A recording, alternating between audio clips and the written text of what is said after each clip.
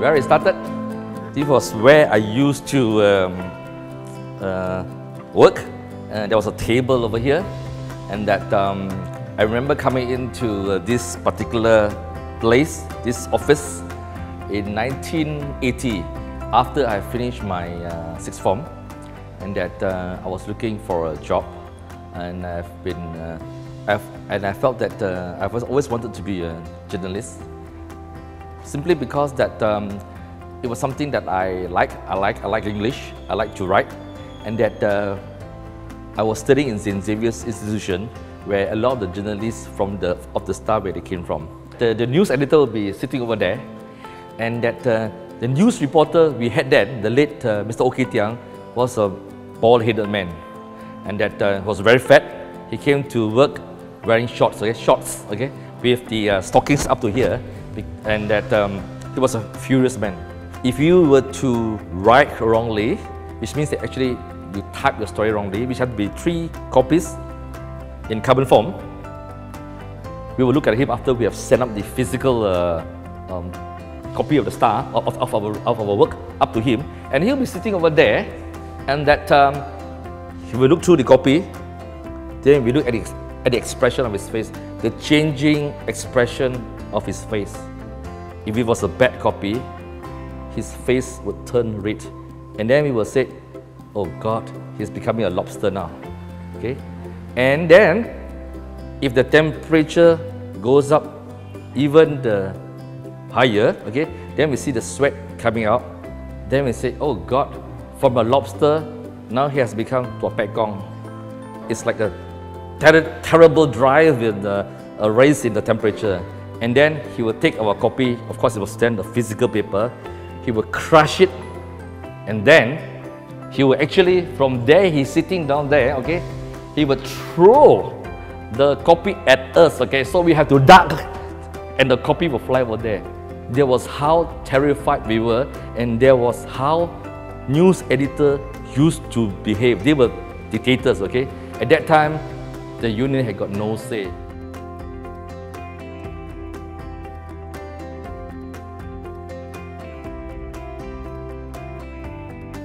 I feel that those days we work, we just like a family, you know, because we're not big, we know each other well, so easy to go about, you see. So we work as a team, just like a family, you know. To be honestly, before, although I'm the boss time, you know, but easy. The staff can approach me easy, and I used to mix with them, I used to go out with them, you know. So we used to joke those days. Quite fun, we used to joke, you know. Sometimes when we really sit down and think of the good old days as the people, because in the good old days, everybody is like a big family. We are very close. Good old days, we used to hold hands during our lunchtime, yes. Because at the time, no boyfriend, we hold those hands.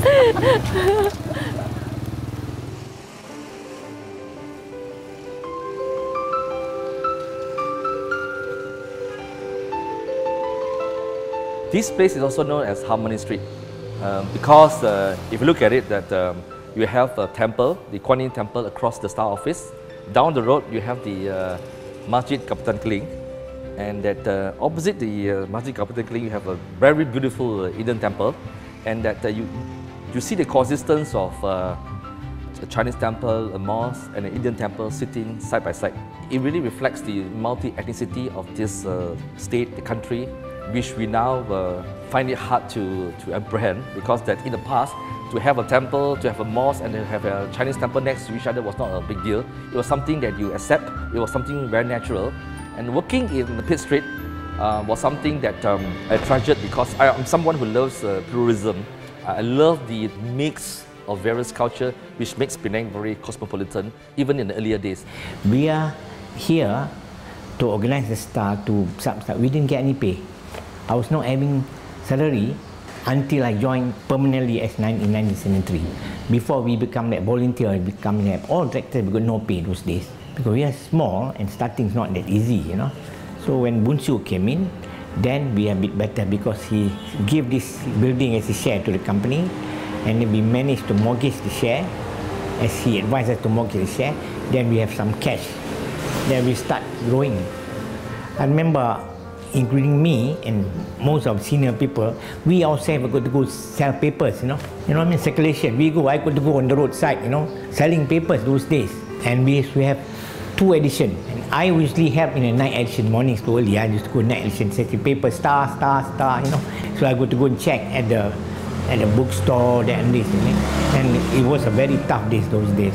And the old machine, I still remember how I used to inspect the machine those days, old type of machine, They used to have plate.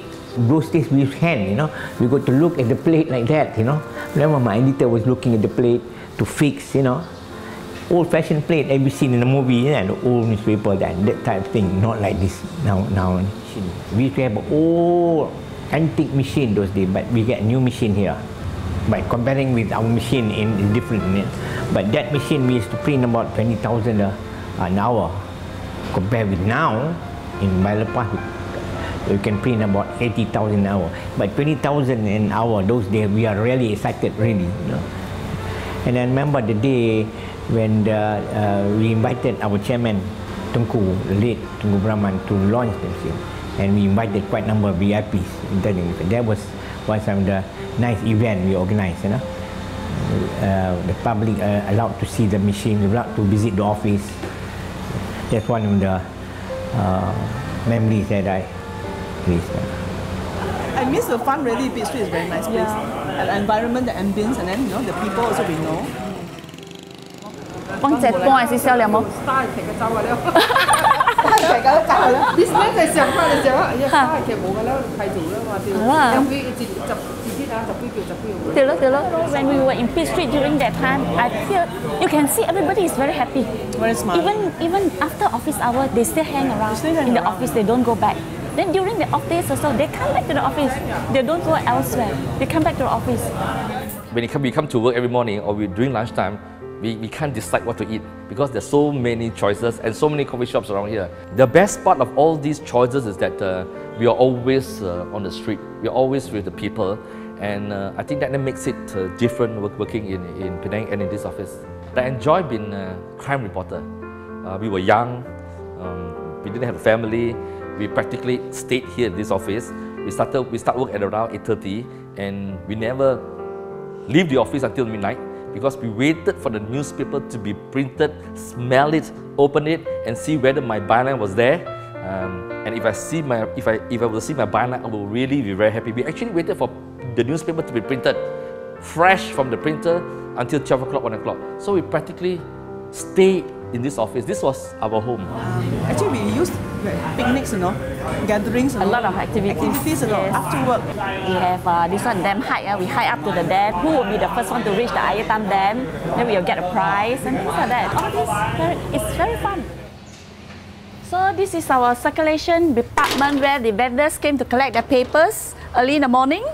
And then we have streets edition also. Yes, during the streets edition will come out around 7, 8 o'clock, whereby we have the latest news that happens during the day, and then we have the streets edition. This is the printing press. Yeah, you can hear the machines rolling out. You can hear it's very noisy. Yes. But then the machine starts, we have to come here and check the first few pages, make sure that the color is in order. Our advertisement copy is really nice and clear. It's our duty to do that. Yeah, actually it's a very, very small place. So our department, I started with a circulation clerk. My department is here, circulation department. So whenever we hear the machine running, I know, what time already? I know the time. It's tea break, around in the afternoon. Evening we do the actual printing, and then the slotting in of the papers, it come out in a full set. This is for the streets edition. Then I used to see the printing guys cleaning up the machines. And then you can smell of ink, remember? Yes. This room is where we call it the back circulation department, where the clerks, the night clerks, what you call, composers compose the paper. Last time we need some composers to do it, and there's a small corner there where the vendors come and collect their papers.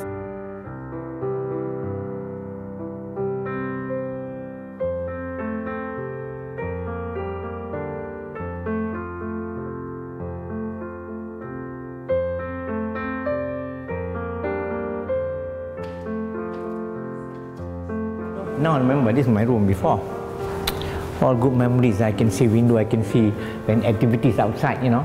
You know, those days when they have got a Chingay celebration, no Chingay procession, and this, people will crowd in front of the building. I see from the window.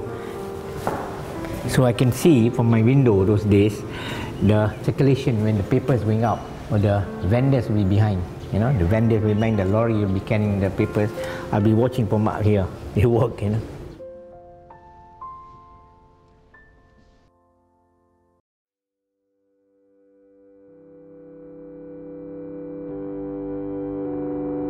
That was bad memories for me, and was really sad memories for me. You know?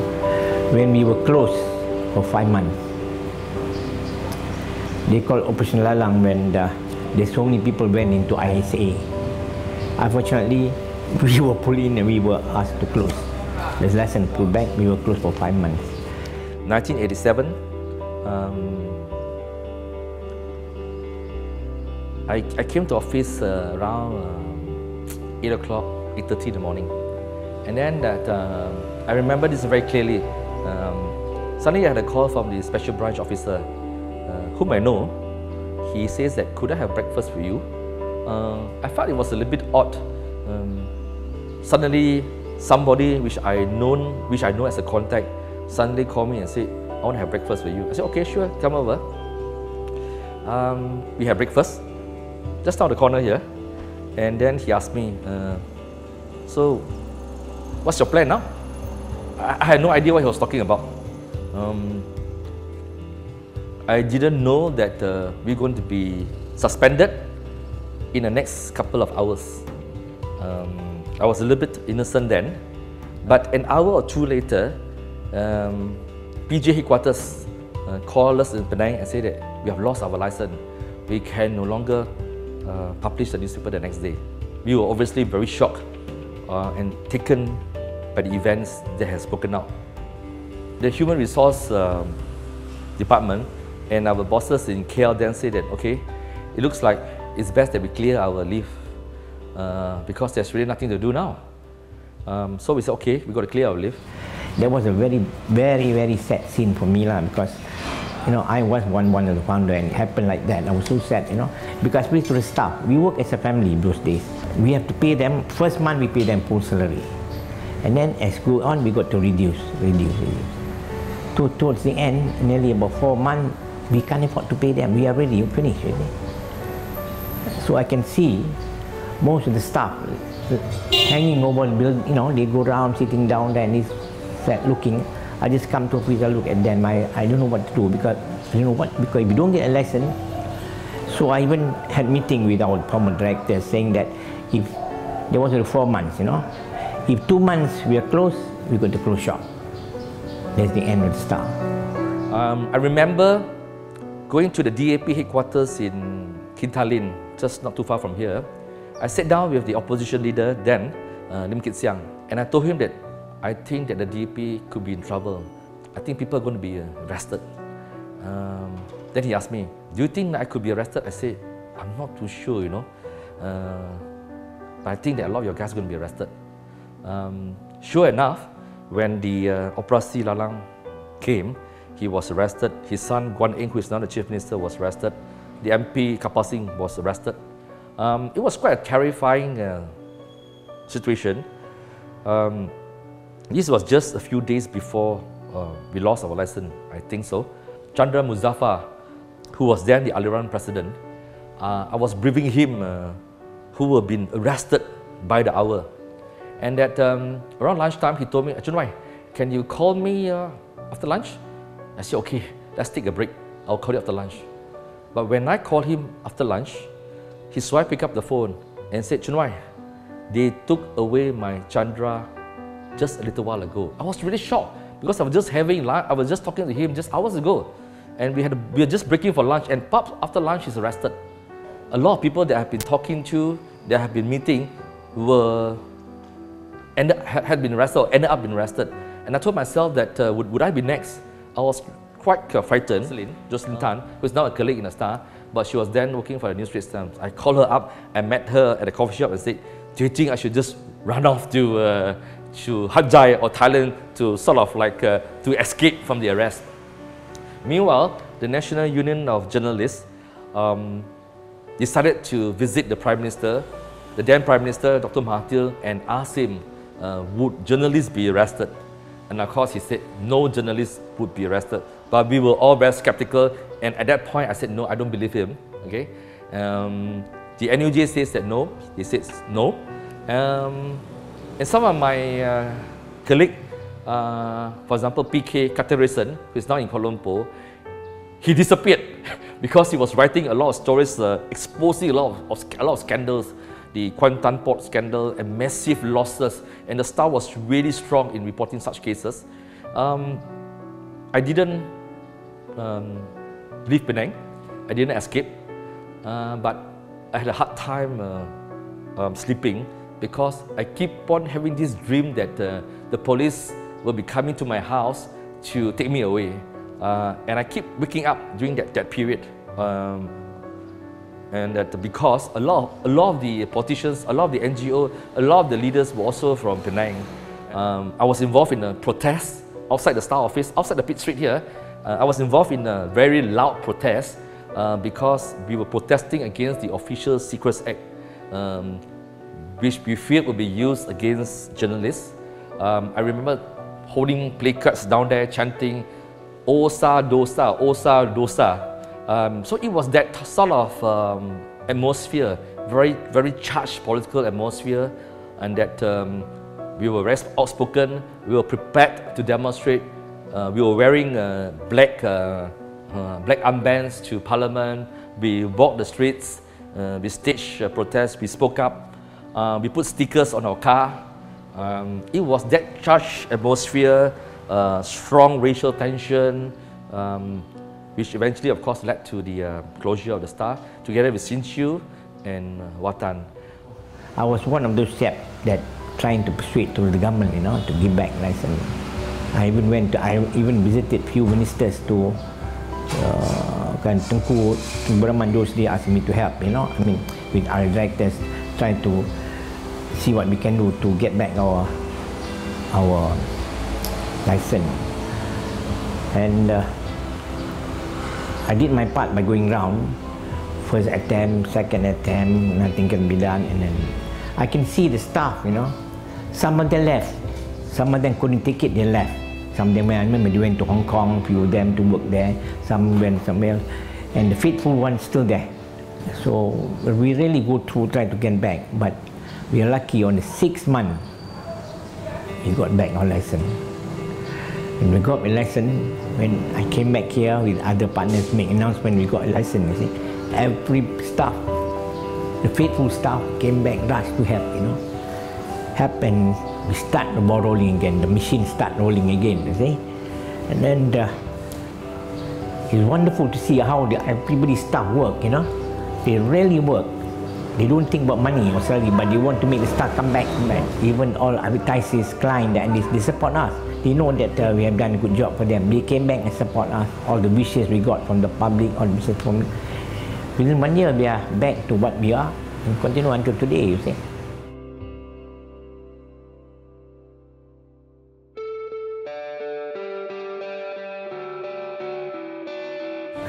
We're quite lucky. We happen to be situated within the town city and also within the heritage city. So we've got people do come and visit us those days, People come visit us, and quite a number of incidents happen during this area. One of them is, I remember when Komta fire, isn't it? I think we are the first press to cover. They got tower infringement, that is one of the events. Another one is, I think ship, I can't remember the name of the ship, it sank, something like that, Like that, we are among the first, I think we are the first also to cover. So people exciting, there's a Star coming up with all this kind of story, you see. I remember that I had to cover the tragedy at the pier one day, when we had this report that just down the road, the pier had collapsed at the ferry terminal. It had collapsed, and many people were killed. So That, I can't remember what year, but I remember it was in the 80s, and that, of course, it was one of the biggest story in Malaysia as far as tragedies are concerned. Some people may have forgotten about it, but it was a very eventful thing. So we carry more activities, family life, environment, what's going on, and we more or less promote that, you know, become, we call ourselves a people's paper.